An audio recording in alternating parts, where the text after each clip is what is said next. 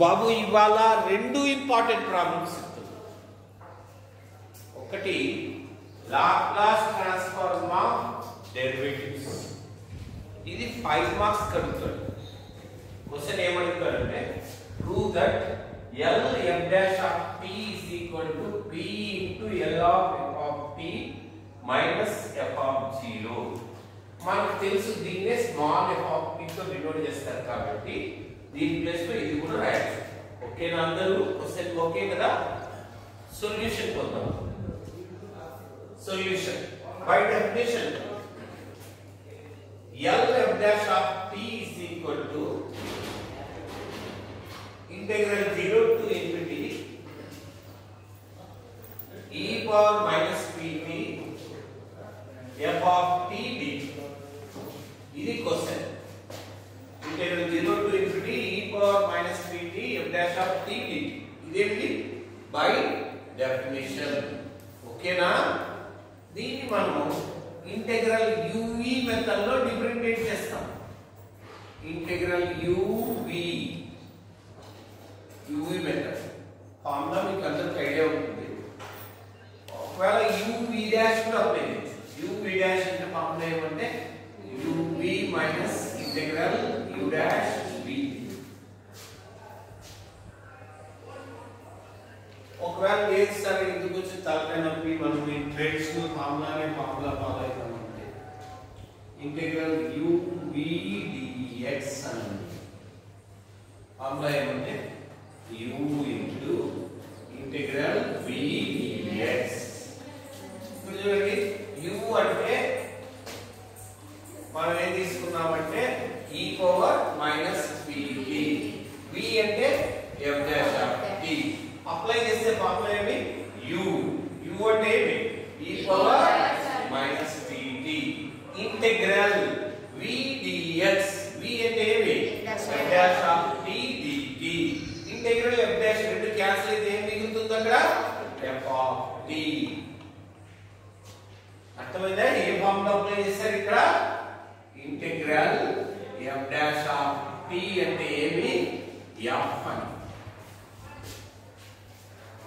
దాంతో u అలానే రాస్తారు. దీని integral f of t minus integral formula ఏమి? du by dx. అంటే u ని డిఫరెన్షియేషన్ చేయాలి. u ఏమి ఇక్కడ?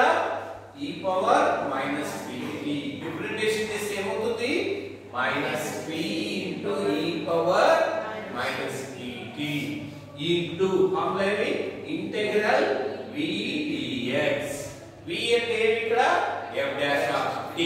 Integral f dash of t అంటే ఏమవుతుంది? f ఆఫ్ t హోల్ dt లేదా dx dt. ఓకేనా? బౌండ్స్ ఏమి? 0 to infinity. ఫస్ట్ రెండిటికి బౌండ్స్ రాశాను. ఈ bounds 0 to infinity p common తీశాను. ఇలా రాశాను. Any doubt?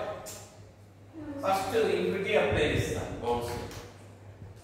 e power minus infinity 0, e power 0 1 into f of 0 plus p into దీని డెఫినిషన్ ప్రకారం ఏమన్నా రాసుకోవచ్చు? L f of t integral 0 to infinity e power minus pt f of t dt అంటే ఏమి? L f of t. Any doubt? So minus f of 0 last రాస్తే L of t అంటే ఏమి? f of p. బస్. Any doubts? అయిపోయింది. Second question 5 mark చాలా important. Initial value theorem. ఏంటంటే initial value theorem. Limit t tends to statement కూడా నేర్చుకోలేదు. ఇదే actually limit t tends to 0 f of t is equal to limit p tends to infinity p into L of f of t.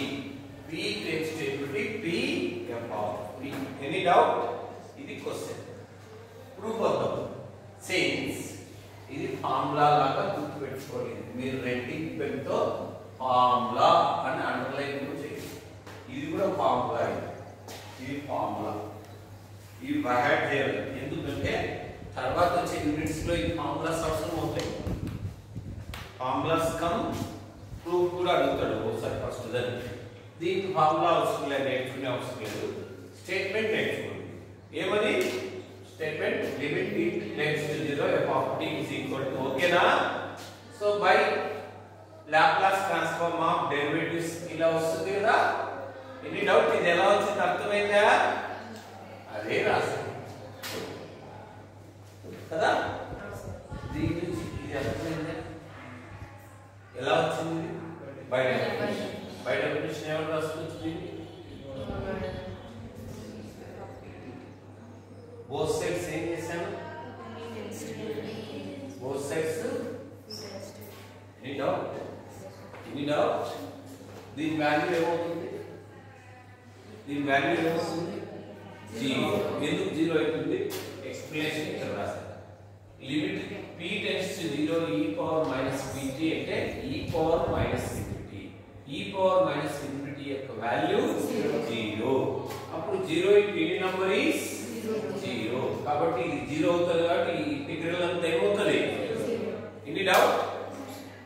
ఇక్కడ p tends to infinity ఇది ఒకటి రాశాను, దీనిలో p లేదు కాబట్టి రాసే పని లేదు. Any doubt? నెక్స్ట్ ఇది లెఫ్ట్ సైడ్ తీసుకుంటారు. f ఆఫ్ 0 ని చూడండి ఇలా రాయొచ్చు. Limit t tends to 0 f ఆఫ్ t అని రాయొచ్చు. అంటే t 0 అయితే ఏమవుతుంది? ఇది f ఆఫ్ 0. కాబట్టి f ఆఫ్ 0 ని ఏమని రాసుకోవచ్చు? Limit t tends to 0 f ఆఫ్ t. అదే అక్కడ రాస్తున్నాను. l f ఆఫ్ t అంటే f of p. Any doubt? రాసుకో.